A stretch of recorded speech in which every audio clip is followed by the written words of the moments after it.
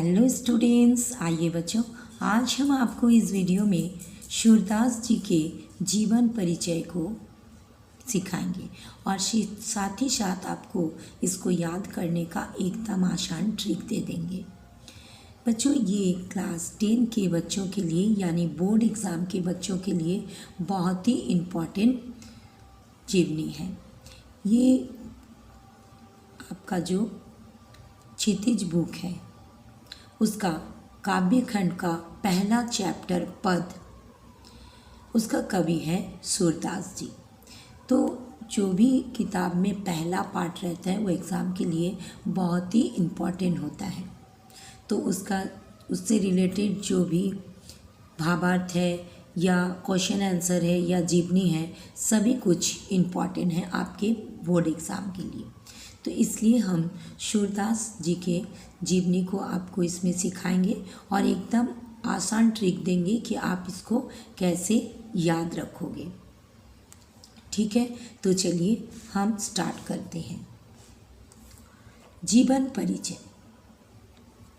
सूरदास का जन्म सन 1478 में माना जाता है। तो सबसे पहले आपको याद रखने होगा इनका जन्म कब हुआ था। 1478। इसको आप अंडरलाइन करके एकदम रख दीजिए। ठीक है, इनका जन्म कब हुआ था। 1478। एक मान्यता के अनुसार उनका जन्म मथुरा के निकट रुनकता या रेणुका क्षेत्र में हुआ,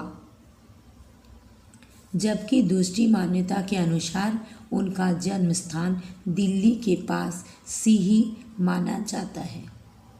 ठीक है, तो आप यहाँ पर याद रखोगे उनका जन्म स्थान रुनकता, इसको आपको याद रखना है। ठीक है,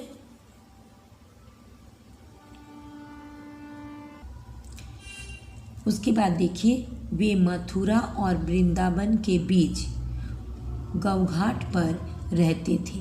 यहाँ पर एक पॉइंट को याद रखिएगा कि वो कहाँ पर रहते थे। गौघाट, वृंदावन के बीच, ये नाम को याद रखिएगा, गौघाट।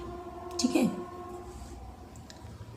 और श्रीनाथ जी के मंदिर में भजन कीर्तन करते थे। किसके मंदिर में?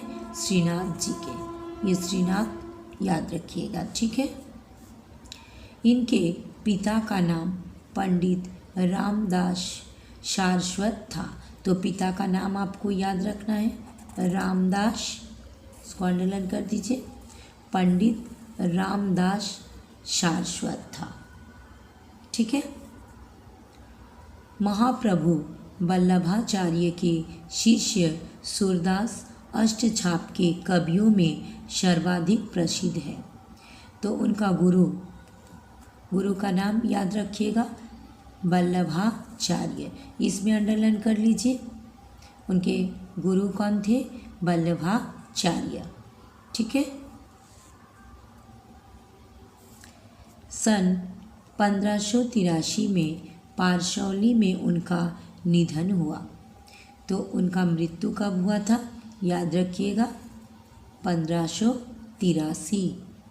ठीक है, मेन पॉइंट जो है उसको हम अंडरलाइन कर दे रहे हैं। इस प्रकार से आपको आसानी से याद हो जाएगा। अब चलिए उनका साहित्यिक विशेषता को हम पढ़ते हैं। ठीक है, साहित्यिक विशेषताएं। सूरदास कृष्ण काव्य धारा के सर्वश्रेष्ठ कवि माने जाते हैं।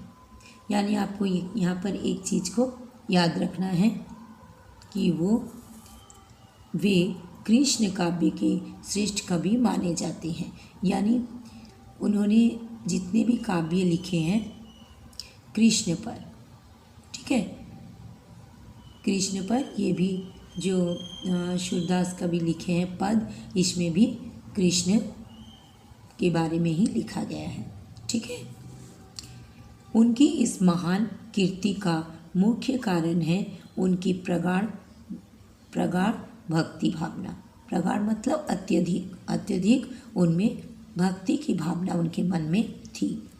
सूरदास ने मानव प्रेम की गौरव गाथा के माध्यम से सामान्य मनुष्य को हीनता बोध से मुक्त किया, उनमें जीने की इच्छा जागृत की।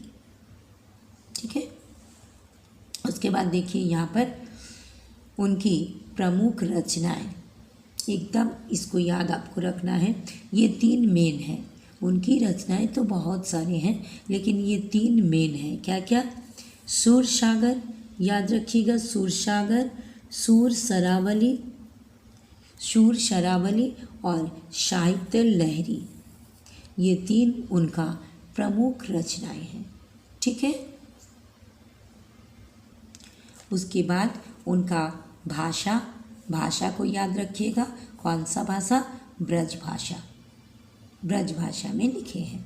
ठीक है, और शैली में मुक्तक शैली के गेय पद, मुक्तक शैली और गेय पद, इसको आप याद रखिएगा। ठीक है, तो बच्चों अगर आपको ये वीडियो अच्छा लगा लाइक कीजिएगा, अपने दोस्तों में भी शेयर कीजिएगा ताकि आपके दोस्त भी सीख सकें। और बच्चों अगर आप पहली बार मेरा चैनल को देख रहे हो तो प्लीज़ प्लीज़ प्लीज़ सब्सक्राइब कर दीजिएगा। फिर मिलेंगे नेक्स्ट वीडियो में। Thank you so much, bye bye.